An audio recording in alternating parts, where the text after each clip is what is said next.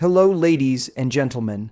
Today, I want to talk about something we all face at some point: rejection and the silence that often follows.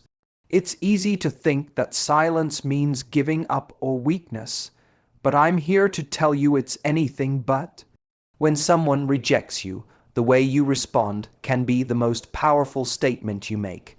Your silence after his rejection isn't just quiet, it's a message. It's a declaration of your self-worth, your strength, and your refusal to be diminished.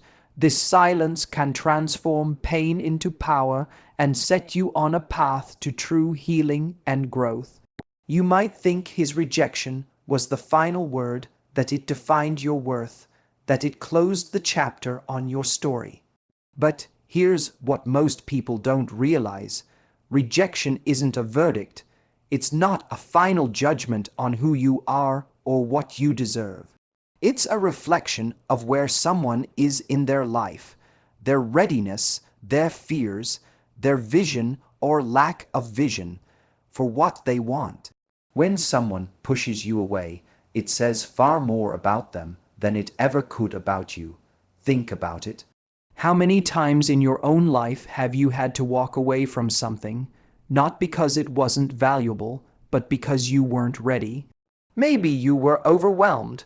Maybe you didn't feel deserving. Maybe you were chasing the wrong things or weren't clear on what you needed. That's not about the thing you walked away from. It's about where you were. And yet when it happens to us, when we're the ones being walked away from, we turn inward. We question ourselves. We wonder what we did wrong, what we could have done better, what we weren't enough of. But let me tell you something important. You were already enough. You were already valuable. And just because he couldn't see that or didn't choose you doesn't mean you've lost anything. You're still standing in your worth. It's just that now you're standing in it alone, and that's okay.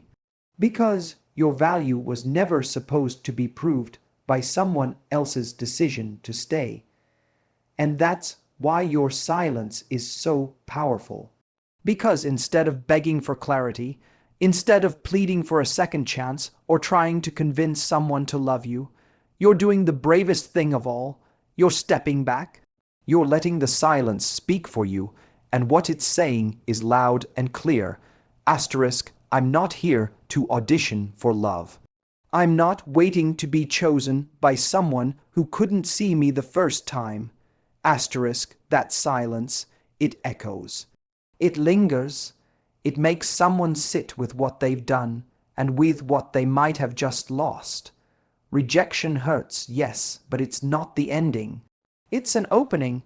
It's the space between who you were when you gave everything to someone and who you're about to become now that you're giving everything back to yourself.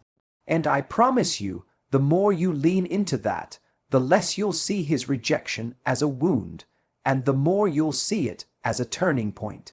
Your silence is not nothing. It's not passive. It's not weak. It's the loudest, clearest statement of self-respect you've made in a long time. We underestimate how powerful silence can be. We think that if we're not saying anything, if we're not texting, calling, explaining ourselves, that we're doing nothing. But that couldn't be further from the truth. Your silence speaks, and right now, it's saying everything he wasn't prepared to hear. When someone rejects us, especially someone we cared about, there's a reflex inside that screams, "Fix this." We want to talk. We want closure. We want to understand what went wrong, and underneath all of that often is the hope that maybe, just maybe, if we say the right thing, we can change the outcome. But here's the reality. You can't convince someone to value you by explaining your worth. That's not how real love works. And when you go quiet, not out of pride or manipulation, but from a place of self-respect, you send a message that hits far deeper than any words could. He expected something different from you. He expected the usual pattern, The emotional messages, the late night confessions, the arguments disguised as pleas. He expected access, but you've changed the game. You didn't fight for scraps of attention. You didn't chase. You didn't hand over your dignity in the hope of a half-hearted reply. Instead, you stayed quiet, and that silence. That's when it gets loud in his asterisk head, because silence forces people to sit with the reality of what they've done. It's in that quiet that he starts to wonder, did I matter to her? Why isn't she reaching out? Was she stronger than I thought? He might not admit it to you or even to himself, but that absence, that space you created by walking away without a sound, starts to echo. And the longer it echoes, the more it challenges every assumption he had about how this would go. Your silence is not you giving up. It's not you being cold. It's you holding a boundary.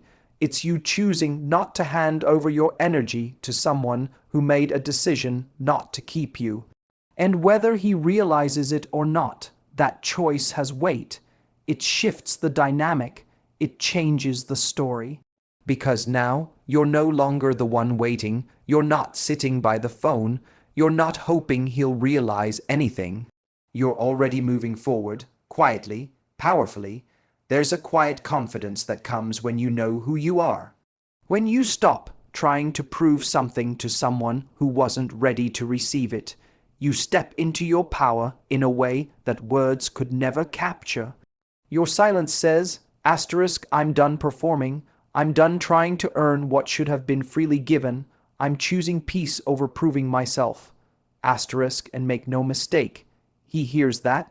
He thought you'd fall apart. He thought rejecting you would put him in control, that he could walk away and you'd come running. Maybe not right away, but eventually. He thought you'd spiral, send long texts, reach out just to check in, or try to win him back by showing him how much you care. Because that's what he's seen before. That's the version of heartbreak he's used to. Emotional chaos, desperate closure, attention, seeking disguised as love. But you didn't do any of that. You didn't break down. You didn't chase. You didn't perform the pain he was expecting to see. And that right there is what threw him off, that unexpected strength. The calm, the silence, the decision to carry yourself with grace is what's haunting him now. Because it wasn't part of the script. When someone rejects you, especially if they think they're the one with all the emotional leverage, they usually expect to feel in control of the narrative. They want to believe that they were the prize and you were the one who lost. But when you hold your head high, when you don't play into that narrative, you change the power dynamic completely. Suddenly, he's the one wondering what just happened. He's the one questioning if he misjudged you, if maybe, just maybe, you weren't as emotionally dependent as he thought. That maybe you were always stronger than he gave you credit for. That strength, that quiet composure, it doesn't come from pretending not to care. It comes from knowing deep down that your value doesn't rise or fall based on whether someone chooses to stay. You didn't pretend you were fine. You decided to be. You made the choice not to feed the drama, not to give him the reaction he was expecting. And that is where your real power lies. He expected you to lose yourself. Instead, you found yourself. And he can feel that shift. It's not about making him regret anything. It's not about proving you were worth keeping. It's about reclaiming the energy you were pouring into someone who didn't know what to do with it. It's about showing not through anger or bitterness, but through your actions that you're not sitting around waiting for someone to see your worth. You already see it. You're living it. You don't need to post about how strong you are. You don't need to pretend you're over it. You just need to keep moving forward, keep choosing your peace, Keep choosing yourself. Because while he's sitting there wondering why you haven't broken, you're busy building a life he no longer gets to be part of. That's what strength looks like. Healing gets misunderstood so often. People think healing means sitting in your room, doing nothing, being quiet, maybe posting the occasional quote about self-love. But that's not it. Healing isn't passive. It's not some invisible thing that happens in the background while you're trying to distract yourself. Real healing is active. It's a decision you make every single day to choose yourself over and over again, especially when it hurts the most. It's a power move, because when someone rejects you, when they walk away and leave you holding the weight of everything that was almost something, there's a temptation to wait. Wait for them to come back, wait for closure, wait for some kind of emotional justice that never really arrives. But healing is what happens when you stop waiting and start living, when you stop wondering what could have been and start creating what asterisk will asterisk be without them. Your silence isn't you fading into the background. It's not about punishing anyone or pretending you're unaffected. It's about clearing the noise so you can rebuild, so you can come back to yourself, so you can redirect all that emotional energy, the energy you once gave so freely to him, towards something that actually serves you. That's the real shift. That's when the healing begins. Every time you choose not to reach out, every time you resist the urge to explain, justify, or reopen the door that someone already walked out of, you're exercising strength. You're training your emotional muscles. You're not stuck, you're evolving. And the truth is that evolution can be uncomfortable. Growth doesn't always feel empowering in the moment. Sometimes it just feels like emptiness, like silence, like waiting for the pain to dull. But it is growth. Every moment you spend not betraying yourself for the hope of someone else's attention, you are becoming someone stronger, more grounded, more whole. It's not about pretending you don't care. It's about deciding that even though you care about you more. That your peace, your sanity, your future matter more than whatever temporary relief might come from a text that leads nowhere. You've been down that road, you know where it ends, so now, instead of revisiting the same loop, you're breaking it. That's not weakness, that's courage. That's choosing growth over comfort. That's choosing healing over chaos. And when he realizes that you're not sitting in pain, but rising in silence, that's when it starts to hit him, not because you wanted it to, but because you were never supposed to be the one hurting. More after all of this, he thought you'd be stuck, but you're just getting started. That's what healing actually looks like. One of the biggest mistakes we make after rejection is assuming it says something about who we are.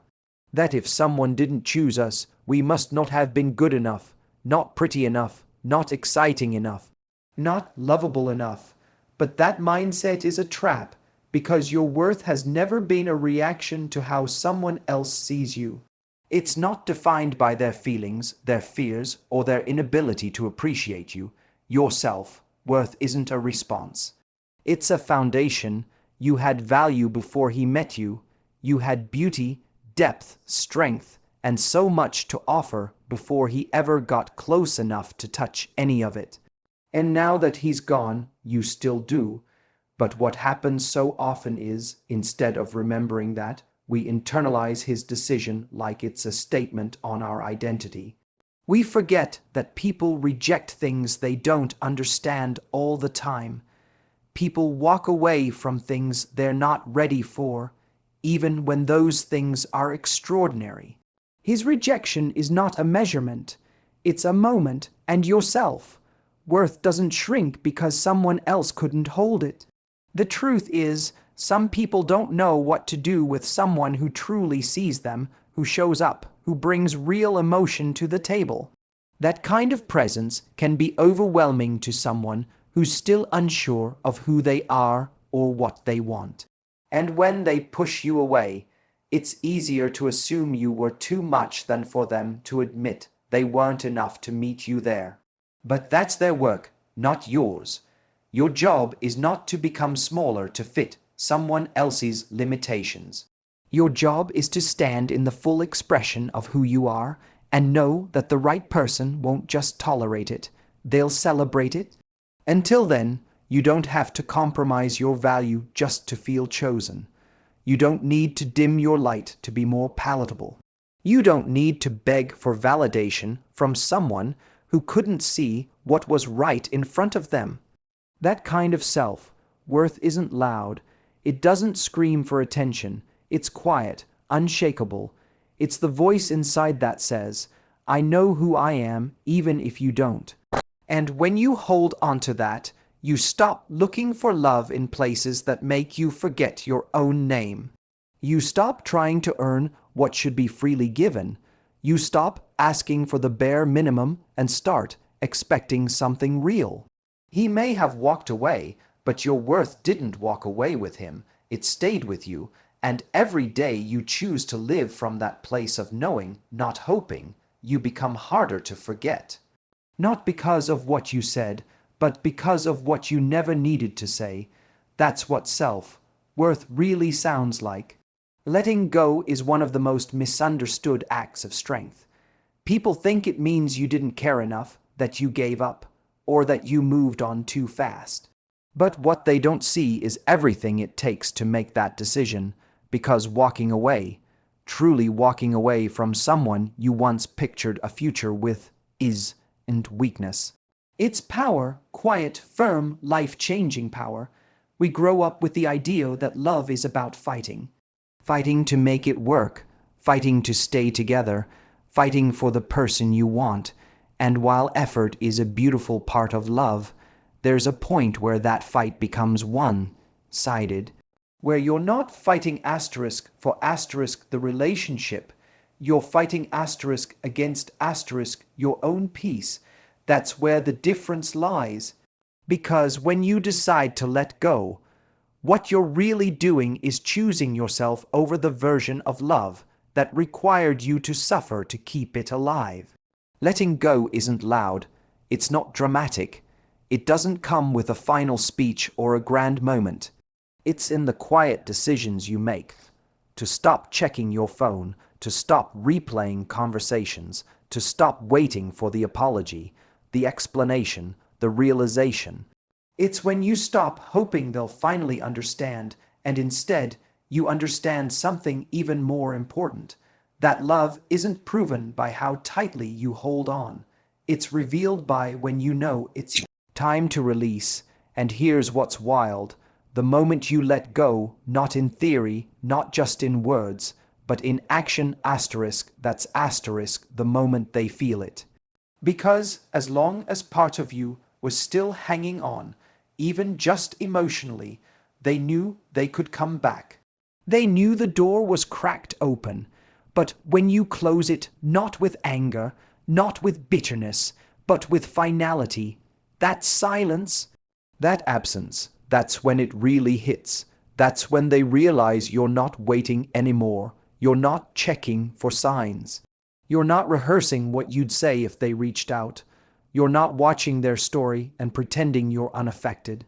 You're out there, living, rebuilding, thriving without them. And that truth lands differently than anything you could ever text or say. It's not rejection, it's redirection, and it's powerful because you didn't just let go of them. You let go of the version of you that believed love had to be earned by staying in places that didn't honor you. You let go of the need for closure from someone who couldn't give you clarity. You let go of the attachment to a future that was built on someone else's indecision. And what you picked up instead was your dignity, your peace, your future. So no, letting go isn't weakness. It's not silence. It's not apathy. Letting go is the loudest declaration you can make that says, I will no longer fight to be seen by someone who was never ready to look. That's what real strength looks like.